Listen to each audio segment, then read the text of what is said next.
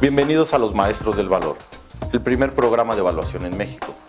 El día de hoy conoceremos a la maestra Ilse Montserrat Mexicano Muñoz. Ella es arquitecta por la Universidad Iberoamericana, maestra en evaluación por la Universidad del Valle de Atemajac y especialista en evaluación de negocios en marcha por la Universidad Autónoma de Zacatecas.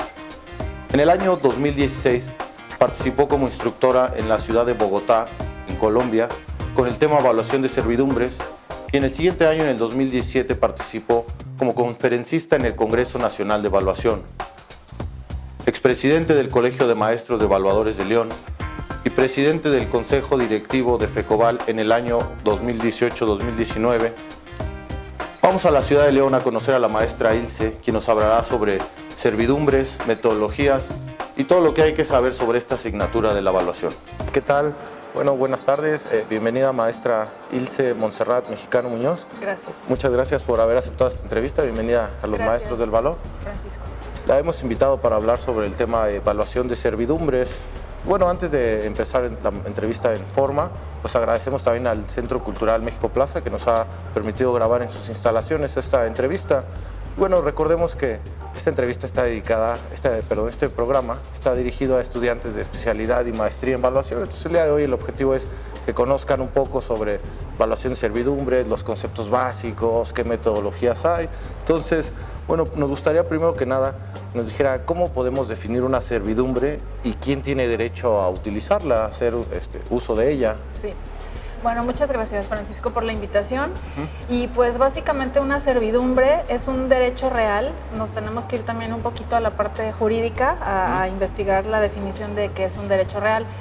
Y esto es lo que es una servidumbre. Digamos que un derecho real es como un intangible, por llamarlo de alguna manera, y lo puede usar pues cualquier persona que necesite, como un ejemplo, que necesite accesar a su predio que queda al fondo y tienes que pasar por otro y que lo tienes que afectar de manera que se cree esa servidumbre para que el predio que está en la parte posterior pueda tener acceso.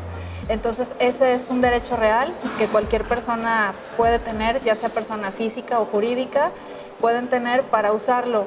Entonces eso básicamente es en resumen lo que es una servidumbre de paso en este caso. Ok, bueno, muchas gracias. Ahora, en toda esta literatura se menciona lo que es la naturaleza sin posesión.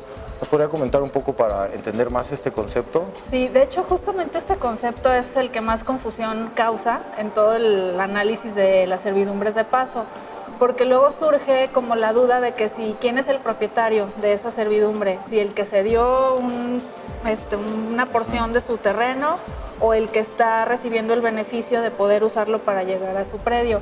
Entonces realmente la servidumbre es a lo que se refiere que nada más es la posesión, sin posesión, perdón, es que no es propietario de esa fracción de tierra, simplemente se tiene el derecho para pasar por ella, para poder llegar al predio que está en la parte posterior. Es algo así como luego escuchamos en las herencias o en los juicios sucesorios, que una persona tiene la nuda propiedad del inmueble y otra persona tiene el usufructo vitalicio. Okay. Es un ejemplo que yo utilizo mucho como para aterrizarlo un poquito más en el tema de servidumbres. En el caso de la servidumbre, cuando se refiere sin posesión, quiere decir que no hay propiedad, no es propiedad de nadie de las partes que intervienen, simplemente tienen el derecho a usarla, que vendría siendo el caso como el usufructo vitalicio. Okay. Tienes derecho a usarla, a pasar por ella, pero no eres propietario de esa fracción de terreno. Okay. Entonces, por ejemplo, me imagino que esto da lugar a muchos conflictos en el sentido de que la gente confunde que el dueño es el que la usa, ¿verdad? Sí, o el que la está usando todo el tiempo, piensan que él es el dueño y vienen los conflictos. Incluso debe de aparecer en la escritura del predio que cede esta porción de terreno, debe de aparecer en la escritura pero mencionándose que como servidumbre de paso, más no ya como propietario de esa parte del predio. Ok.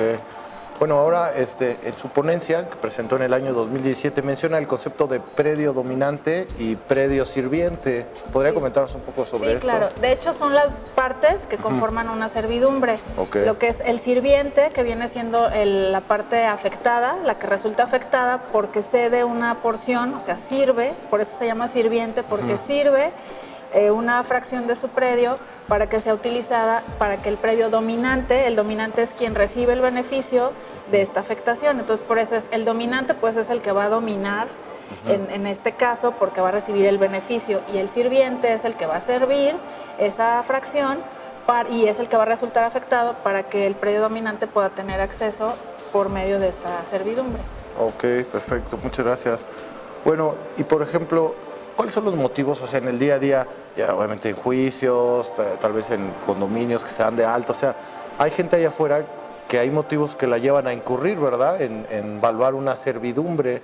¿Qué tipos de casos son los que dan origen a que se requiera valuar una servidumbre, no? Bueno, generalmente, a veces en la cuestión de que hay una herencia y pues hay que evaluar los predios y hay una servidumbre, o bien también cuando hay afectaciones porque se va a construir alguna obra pública, ya sea una carretera, una avenida, o que va a pasar un ducto de Pemex o un gasoducto, entonces vamos a afectar y necesitamos disponer de un pedazo de tierra, por llamarlo coloquialmente, y se tiene que evaluar para ver cuánto se le va a pagar a las personas propietarias de ese predio y que se les va a afectar y se les tiene que comprar esa parte de tierra.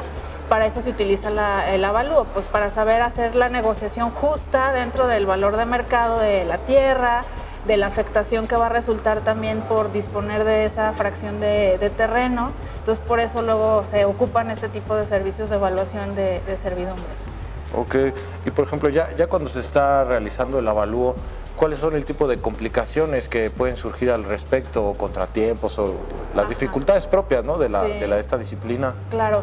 Bueno, yo lo que veo mucho en los avalúos que nos ha tocado revisar, o casos que nos han llegado, es que nada más se evalúa la fracción de terreno que se van a utilizar como servidumbre.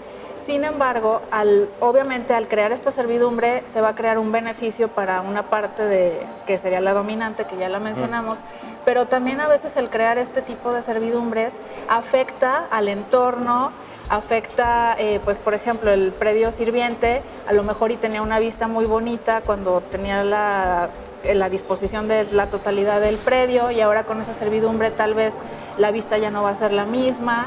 O por ejemplo, a lo mejor era un terreno donde se cultivaba zanahoria, por decirte algo, y a lo mejor en ese tramo que se va a utilizar como servidumbre ya no se va a poder cultivar. Entonces, generalmente se evalúa nada más lo que vale la tierra de la que se va a disponer, pero no se considera cuánto vale el daño económico que está sufriendo el predio o el entorno justamente por la creación de esa servidumbre. Entonces, o luego también sucede que se afecta en los temas ya de los avalúos, ya ves que hay factores de homologación y demás, y a veces se analiza o se hace este avalúo considerando como si fuera una compraventa normal.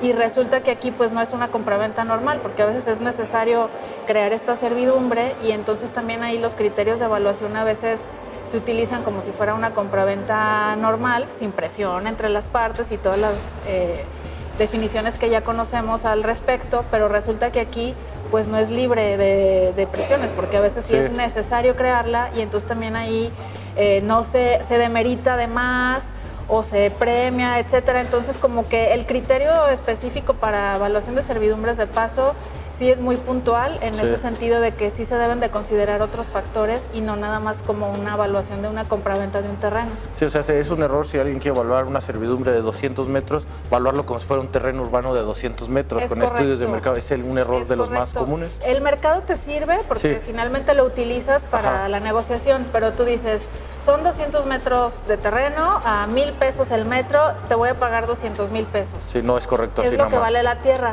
pero no están considerando el daño que está sufriendo el entorno, el predio, además de la tierra. Entonces, en este modelo que yo propongo, consideramos, además del valor de la tierra que se tiene que pagar al propietario que lo está sirviendo, pues también el daño que genera al entorno por la creación de esta servidumbre. Entonces, es ahí donde se considera y, por ejemplo, no afectamos factor de negociación, por ejemplo, ¿no? Como luego se utiliza que .98. Sí, la comercialización, 95, ¿no? Correcto.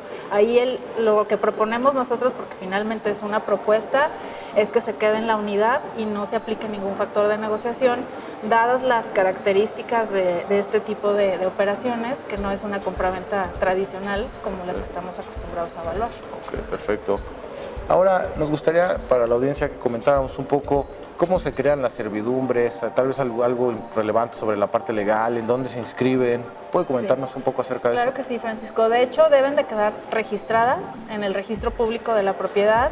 Deben de formalizarse mediante una escritura con un notario público o con un ya de manera menos formal, pero sí por escrito mediante un contrato, y debe de estar registrado en el registro público de la propiedad, valga la redundancia, justamente porque pues tiene toda la cuestión legal, por ser un derecho real y pues por ser una fracción que se cede, ¿no? Entonces debe de quedar escriturada y registrada en el registro público de la propiedad. Ok, por ejemplo, bueno, la gente, al igual que yo, puede estar imaginando, bueno, ahí puede haber servidumbres en el centro de la ciudad, como esos predios que quedan en el corazón de Manzana, ¿verdad? No importa si es Zacatecas, Querétaro, Guanajuato, pero también puede haber con fines de infraestructura, para expropiaciones, o en los ranchos agrícolas. Entonces, ¿qué hay sobre la clasificación de las servidumbres? Sí. Mira, originalmente las servidumbres de paso se habían creado de manera voluntaria, así como que por las necesidades del entorno, ¿no?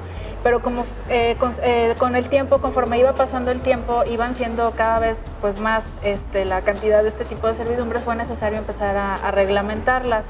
Actualmente, de acuerdo al Código Civil de la Federación de México, se dividen en naturales, en legales y en voluntarias. Las naturales, como su mismo nombre lo dice, pues son porque se crearon pues por la naturaleza, como por ejemplo puede ser una caída de agua que pasa por un predio aledaño porque ¿cómo se llama? La topografía del predio, de la zona, está así de manera que de manera natural se creó el cauce de esa caída de agua y pasa por un lado del inmueble, ¿no? Las legales pues son también, como el nombre lo dice, las que se crean ya por temas que vienen en la ley, y las voluntarias por la voluntad del hombre, o sea, está así como muy el propio nombre te dice, ¿no? Como por qué se llaman así. Y luego dentro de estas hay clasificaciones. Las legales, hay varios tipos de servidumbres.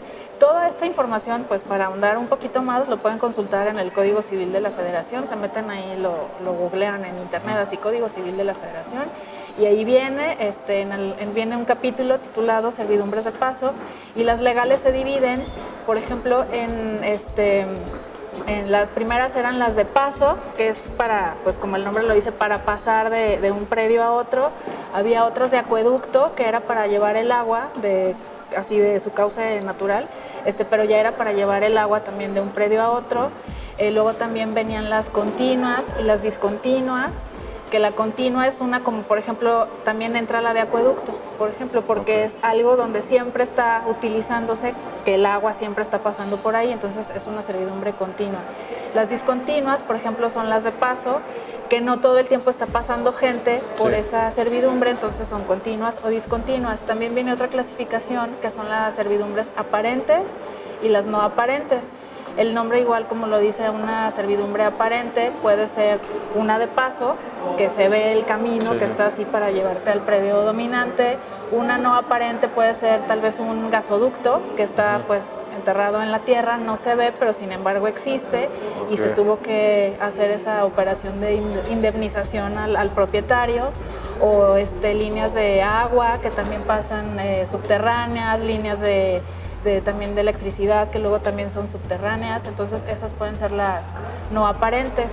Y básicamente esas son las clasificaciones de las más comunes. Existen otras que son menos comunes y que sobre todo en España tienen mucho auge, que son servidumbres de vista. Aquí en México se ha escuchado un poco menos, pero en España sí es más como es derechos más al común. paisaje o cosas así. Correcto, sí. Por ejemplo, aquí en nuestro estado, en Guanajuato capital, aplicaría bastante el concepto, porque justamente por la topografía de la propia ciudad, pues sí aplica que a lo mejor pues tú tienes una vista al Pípila y tienes otra vivienda al lado, entonces al tener tú esa vista, debe de haber o puede haber algunas restricciones para que el inmueble que está al lado no suba tantos niveles para que no le tape la vista, y es una servidumbre de vista. Entonces, esas también existen. Existen otras que son ahora ya cada vez también menos comunes por los sistemas constructivos que se llevan a cabo, que se llaman servidumbres de medianería, que es el muro medianero que luego escuchábamos en las casas dúplex.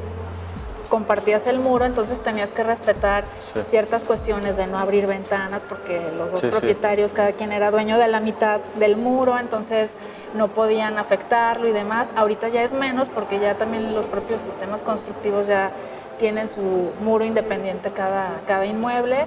Esas son menos comunes, pero también existen dentro de la clasificación de servidumbres. Bueno, parece un poco obvia la pregunta, pero cuando se dice que es un derecho real, ¿es porque las primeras se consideraron en la época de la colonia, por medio de la corona? Vienen, sí, del Código Romano, de los tiempos de Napoleón y todo, así es.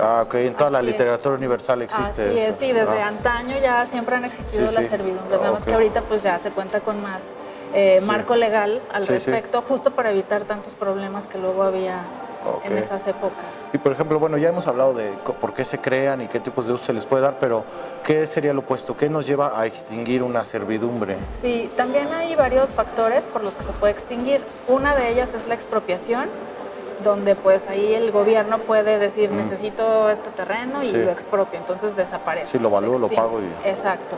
Otra es por el no uso. Dependiendo del tipo de servidumbre, si es continua o discontinua, tiene diferentes tiempos que te dan como para considerar que no se usó. En unos casos puede ser por no usarla durante 3 años, legalmente en automático se extingue. En otras de las clasificaciones puede ser por no usarla durante 5 años. Entonces, por el no uso también es otra causa de extinción. También la fusión, por ejemplo, si hablamos del ejemplo que dimos inicialmente del predio sirviente, que se usa un camino para que el dominante tenga acceso, si de pronto el dominante le dice al sirviente, oye, te compro tu parte, se compra, se fusiona, entonces ya no tiene sentido que exista la servidumbre porque ya es de un mismo propietario.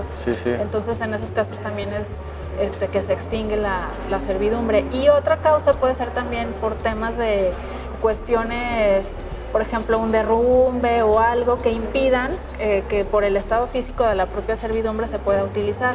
A lo mejor hay un paso donde está así un cerro y hay algún deslave que es grande y ya no puedes transitar ni peatonalmente ni con coche, y pues no se puede utilizar, entonces también cae en ese supuesto como una causa para la extinción. Perfecto, maestra Ilse. Bueno, en el año 2016 usted acudió a la ciudad de Colombia a impartir un curso al colegio de allá, y en el 2017 yo tuve oportunidad de estar en esa ponencia en Tampico, en el Congreso Nacional. Se presentó la ponencia de evaluación de servidumbres. Entonces, ¿puede comentarnos un poco más sobre el modelo, los coeficientes, etcétera? Claro, con gusto. De hecho, a raíz de esta visita a Colombia, tenemos amigos, colegas evaluadores, allá les llaman evaluadores colombianos, y entonces nos surgió la inquietud de cómo se evaluaba la servidumbre en México y cómo se evaluaba en Colombia. Entonces nos empezamos a reunir y a compartir bases de datos de diversos avalúos que nos había tocado realizar, y dijimos, ¿y por qué no proponer un modelo que sí considere esta parte que te comentaba al inicio, de que no siempre se contempla el daño económico que sufre el inmueble o el predio al crear una servidumbre? Entonces, lo que empezamos a hacer fue compartir nuestras bases de datos, hacer una sola base y empezar a analizar cuáles eran las causas más comunes por las que se daba la servidumbre y se evaluaba. Entonces, dependiendo de esas causas, las empezamos a clasificar en diversas categorías y a darle hicimos un promedio ponderado mediante unas matrices ahí medias, como ya más rebuscadas. Y entonces eso nos llevó a calcular o estimar algunos factores que también ya a criterio de nosotros evaluadores empezamos a poner en las clasificaciones. proponíamos 3 clasificaciones, la baja, la intermedia y la alta. ¿Esto en qué, o sea, qué tiene que ver? La baja era que tenía pues menos afectación, sufría menos afectación el entorno, tal vez era nada más una servidumbre de paso peatonal, donde no afectabas otra cosa más que el pedazo de tierra que le estabas quitando al predio sirviente. La media ya era afectaciones mayores al entorno, tal vez lo que te comentaba de que ya dejas de cultivar, no sé, cebolla, porque al quitar esa parte de la tierra pierdes productividad, entonces ya es un daño mayor al que nada más simplemente pues, no lo puedes utilizar como el predio sirviente. Y otras causas ya más, ¿cómo se llama? Ya más complejas o que tienen mayor afectación, tal vez era a lo mejor de plano sí tener que demoler alguna propiedad o algo para crear una carretera, una vialidad o algo, o daños así tal vez como que va a pasar un gasoducto. No es lo mismo que pase una línea de agua subterránea a que pase un gasoducto, porque al haber una fuga, pues no te va a dañar lo mismo que la fuga sea de agua a que sea de gas, ¿no? Por ejemplo, entonces el daño ahí puede ser mayor. Entonces empezamos a clasificar, a proponer, es una propuesta finalmente, o sea, no es la ley ni es algo que ya se debe de llevar al pie de la letra, simplemente es una propuesta que resulta de estos análisis que realizamos, de clasificarlo así, y mediante la clasificación que cayera tu caso en específico que estás evaluando, pues venían ya esos factores que nosotros propusimos después de todo este análisis que te comento. Y entonces al momento ya de tú estimar el valor primero de la tierra, de cuánto valía a valor de mercado obviamente la tierra la porción de tierra que estabas afectando, también con estos factores, mediante unos análisis ahí que hacíamos de afectar la parte nada más de que se está utilizando como servidumbre, le aplicábamos este factor y eso nos daba como un porcentaje del daño económico que sufría el predio y se lo sumábamos al valor del terreno que obviamente tú tenías que pagar por haber sido afectado. Entonces es así, pues a grosso modo de lo que se trata. Obviamente se puede perfeccionar muchísimo más, a lo mejor lo puedes desmenuzar un poco más por el tipo de servidumbre que te toque evaluar. Y pues igual y ahí podemos jugar un poquito más con los factores o dependiendo también de seguir analizando estas bases de datos, de seguir observando si siguen siendo las mismas causas, por ejemplo, las que son más comunes de servidumbre o si con el paso del tiempo ha ido cambiando, que a lo mejor ahora es servidumbre porque va a pasar un gasoducto, que a lo mejor anteriormente eran servidumbres de paso nada más, ¿no? Entonces ir evaluando esas causas para poder jugar con los factores que se aplican, que se proponen, para poder llegar a un valor. Y luego hacíamos como el ejercicio de comprobación, por llamarlo de alguna manera, con avalúos que no consideraban este daño económico. Entonces, sí realmente salía total, o sea, no se consideraba en los avalúos tradicionales que no considerabas el daño económico.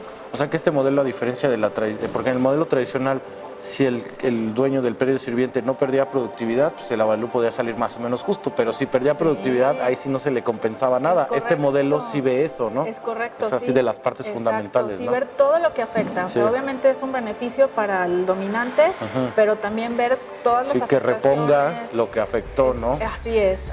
Sí, porque luego esa parte no se considera, como que nada más es la tierra, cuánto vale, tantos metros por tanto valor por metro cuadrado y es lo que te pago. Sin embargo, pues sí, no se consideraba esta parte del daño económico. Sí. Bueno, como comentamos al principio, pues este programa está dirigido a estudiantes de especialidad y maestría en evaluación. Entonces, bueno, generalmente en todo el país, después del primer año, los estudiantes, ya sea que le llamen seminario de tesis, metodología de la investigación, taller de titulación, bueno, los invitan, los van llevando para que desarrollen un tema de todos los que hay, ¿verdad? En la evaluación, ya sea empresas, negocios en marcha, intangibles, inmuebles, catastral.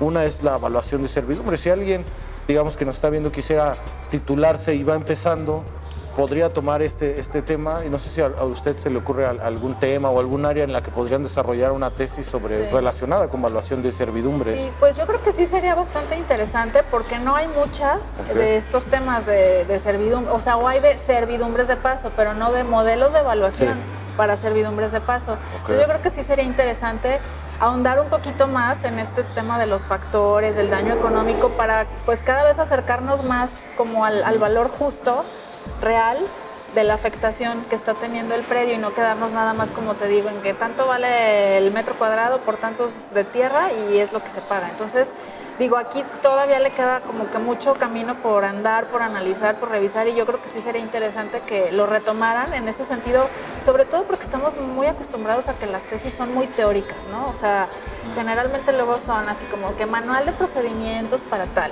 Sí. pero como que luego nos da miedo meternos ya en a echar número, a arrastrar Como a el innovar lápiz. un poco. Exacto, a decir, a ver, yo propongo esto, pero ya en cálculo real, como sí. tipo taller, ya de, a ver, vamos a hacer un ejercicio ya con números, valores y todo, como que luego nos da miedito, entonces Sí, nos sí. quedamos como nada más en la parte teórica, y por la experiencia que yo he tenido con alumnos luego de la maestría, todos están así como necesitados y te piden, es que queremos ejemplos, como que está bien la teoría, es una base, pero necesitas también la parte práctica, pues para justamente aterrizar todo lo que ves en la teoría. Entonces, una tesis con modelo de evaluación para servidumbres, además que hoy en día es algo que se utiliza mucho, se está utilizando mucho por todo este tema de la reforma energética, por todo el tema de las obras públicas que se realizan en las ciudades, en los estados. Entonces, sí es necesario como tener un poco más, o sea, sí hay campo de trabajo, sí hay trabajo que te solicita evaluación de servidumbres, entonces qué mejor que pues tener modelos que te ayuden a acercarte lo más posible al valor justo de la transacción, de la indemnización o como le quieras llamar. Y sí sería muy interesante que retomaran estos temas, pero con ejemplos así de modelos, Sí. de ejercicios prácticos. Ok, bueno, maestra, pues finalmente la pregunta que le hacemos a todos nuestros invitados, ¿qué mensaje le manda usted a los estudiantes, a la gente que actualmente está estudiando la especialidad o la maestría en evaluación? Bueno, pues primero que nada que se animen, que se atrevan a equivocarse, porque luego nos da miedo de no, y si lo hago mal, y si me equivoco, pues que se atrevan a innovar, a investigar. Desafortunadamente en México como que nos da miedo esa parte de la investigación, queremos que ya nos lo den todo ya desmenuzado, cómo se aplica, y no nos gusta meternos a investigar. Entonces, pues primero que nada, eso, que se atrevan a hacer cosas que nunca han hecho, que se atrevan a investigar. Se necesita mucha bibliografía todavía al día de hoy de evaluación, es poca la literatura que encuentras, entonces la verdad creo que sí es una parte muy importante y que ahorita justamente en estas generaciones, pues que están jóvenes, que traen ideas frescas, que pues son de otras generaciones y ya no tanto como de las nuestras, pues que se atrevan a hacer, a equivocarse, es prueba y error, y pues finalmente la idea es que haya pues nuevos modelos que puedas utilizar, porque la vida es cambiante constantemente, entonces sí tenemos una base de cuál parte y nace la evaluación, pero qué interesante que ahorita ya pueda haber nuevos modelos que también van en función de todas las herramientas que ahora tenemos tecnológicas y demás, entonces que puedas conjuntar toda esa parte que ellos tienen y con la que han venido creciendo y estudiando, que no nos tocó mucho de ello a nosotros, y que pues que se atrevan a proponer ideas nuevas y modelos nuevos. Eso sería más que nada la invitación, que no se queden en su zona de confort. Perfecto. Sí. Bueno, pues muchas gracias por haber aceptado esta entrevista, maestra Ilse, y bueno, pues solo me queda decirle que es usted una auténtica maestra del valor. Muchas gracias, Francisco, igualmente. Gracias. Sí. Muchas gracias por habernos acompañado. Queremos agradecer especialmente al Centro Cultural México Plaza por habernos apoyado para la realización de este episodio. Los invito a ver nuestro siguiente programa, donde conoceremos a nuestro siguiente maestro del valor, quien nos ayudará a saber por qué saber evaluar es saber pensar.